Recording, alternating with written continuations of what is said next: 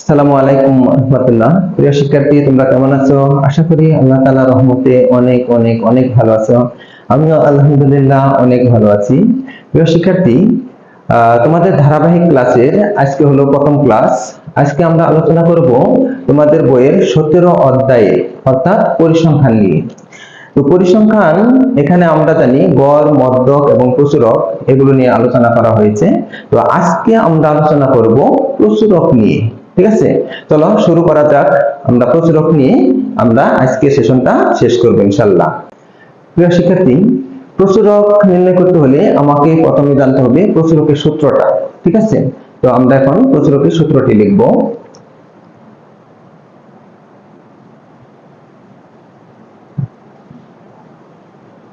প্রচুরক সমান L plus F1 divided by F1 plus F2 into H।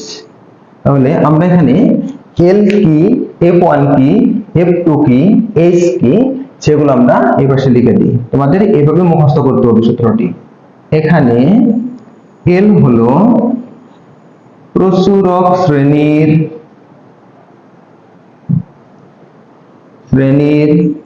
নিম্ন সীমা।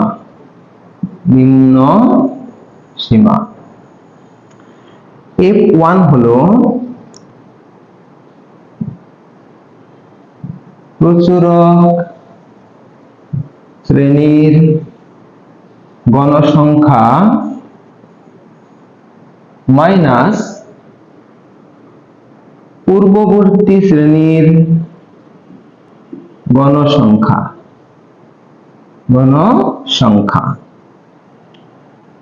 F2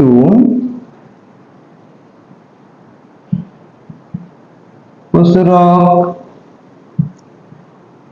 শ্রেণীর গণসংখ্যা মাইনাস পরবর্তী শ্রেণীর গণসংখ্যা।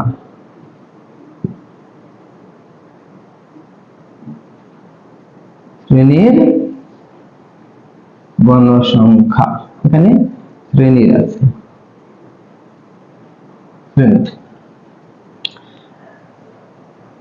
আর H হলো শ্রেণী ব্যক্তি।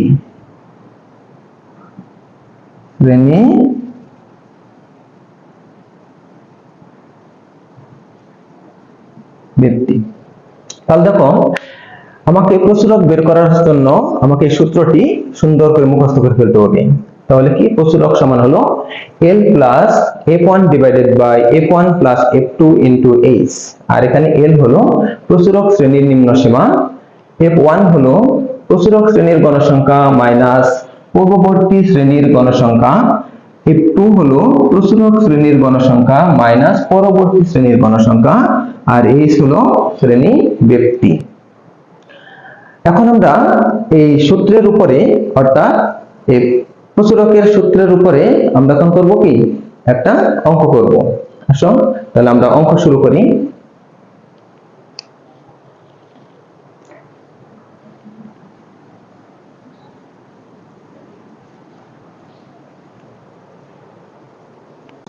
প্রিয় শিক্ষার্থী, আমরা এখন এই সারণী থেকে প্রচুরক নির্ণয় করব।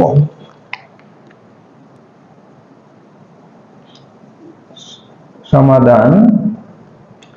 দেখো, প্রচুরক হলো যে আমাদের যে গণসংখ্যা নির্বাচন সারণীটি থাকবে সেই সারণীর গণসংখ্যাগুলোর মধ্যে কোন গণসংখ্যাটি সর্বোচ্চ, সেই সর্বোচ্চ গণসংখ্যাটি যে শ্রেণীতে অবস্থিত সেই শ্রেণীর মধ্যেই আমাদের প্রচুরকটি লুকিয়ে রয়েছে।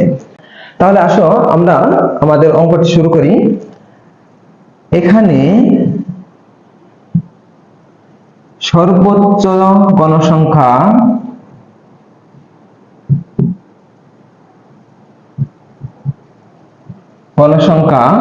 দেখো, এখানে 5 7 10 8 2 4। সর্বোচ্চ সবচেয়ে বড় হলো 10, যা 25 টু 29 এই শ্রেণীতে অবস্থিত, যা 25 টু 29 শ্রেণীতে অবস্থিত।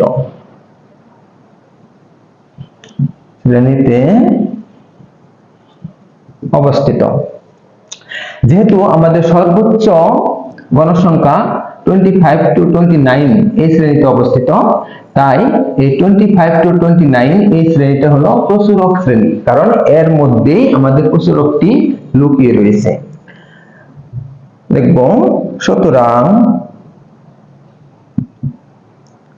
25 to 29 হলো প্রচুরক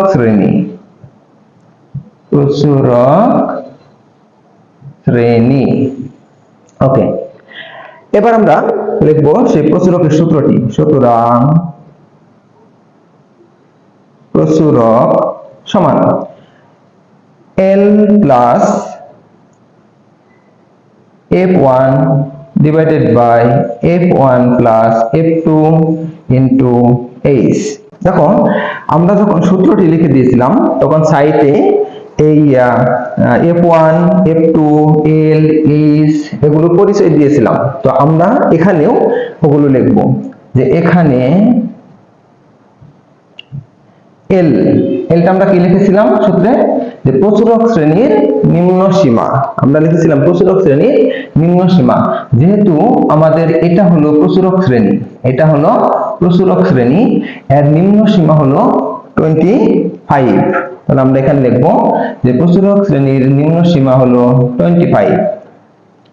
তারপরে F1 ছিল প্রচুরক শ্রেণীর গণসংখ্যা মাইনাস পূর্ববর্তী শ্রেণীর গণসংখ্যা।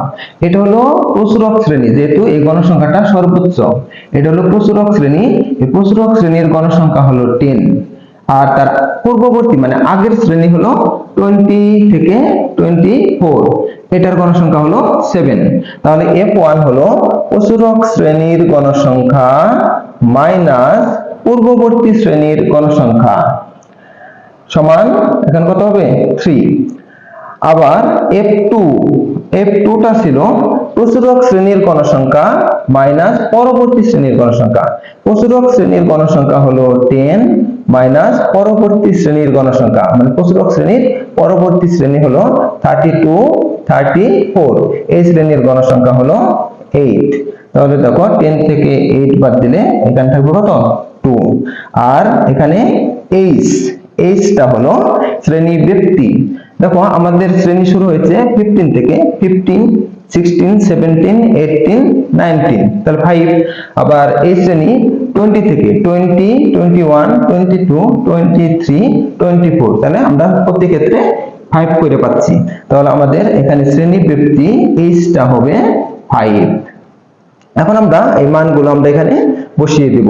তাহলে দেখো L এর মান হলো 25 প্লাস F1 হলো 3, নিচে আছে আবার F1 প্লাস F2, তাহলে F1 হলো 3, F2 হলো 2 ইনটু H হলো 5। এখন আমরা এখানে ক্যালকুলেশন করব। এখানে 25 প্লাস, তাহলে দেখো এখানে 3 5 15, এখানে হবে 3 5 15, যেহেতু এই 5 এর নিচে মনে হয় একটা 1 আছে, তাহলে মাঝখানে গুণ চিহ্ন আছে, লব গুণ করব, 5 আর 3 গুণ করলে 3 5 15, আর এখানে আছে 3 আর 2 5, 5 একে 5, নিচে হলো 5।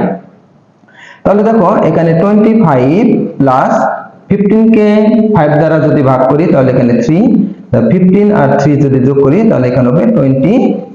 এটাই হলো আমাদের অ্যানসার, এটাই হলো আমাদের কাঙ্ক্ষিত। প্রিয় শিক্ষার্থী, আমরা আরেকটা অঙ্ক করব এই প্রচুরকের উপরে। দেখো এখানে দেওয়া আছে কিছু সংখ্যক শিক্ষার্থীর গণিতে প্রাপ্ত নম্বরের সারণী দেওয়া আছে, সারণী থেকে প্রচুরক নির্ণয় করো। তাহলে আমরা এখান থেকে কি করব, প্রচুরক নির্ণয় করব। তাহলে আমরা যখন এটাকে সমাধান করব,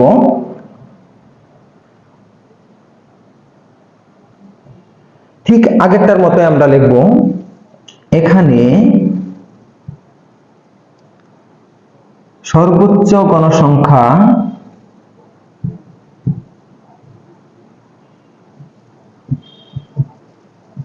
6, 10, 13, 17, 8, 6, এগুলোর মধ্যে সর্বোচ্চ হলো 17।